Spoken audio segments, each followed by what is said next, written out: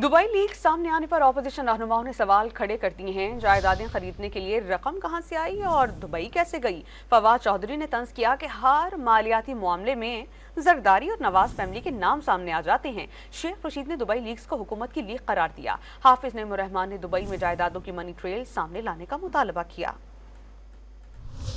Dubai में जायदादें खरीदने के लिए रकम कहां से आई, किन जराए से दुबई पहुंची, क्या इन लोगों के खिलाफ कोई कार्रवाई होगी।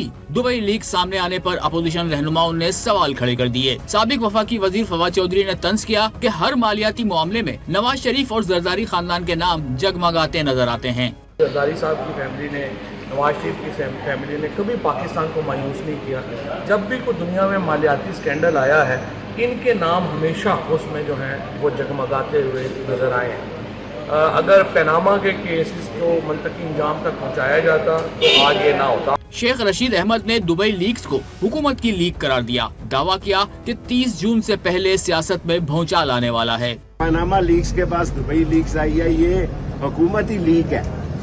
इस हुकूमत के रिंग पिस्टन बैठे हुए हैं, इसके प्लगों में कचरा फंसा हुआ है और इसका इंजन धुआं दे रहा है। मैं कह चुका हूँ, आप थे नहीं, कैसर था, कि 30 जून से पहले सियासत में बहुत बड़ा जोड़ो कराटे और बैंकॉक के शोले और बगदाद की रातें होनी है। और कौम जो है, कौम ने वही करना है जो कश्मीर में किया।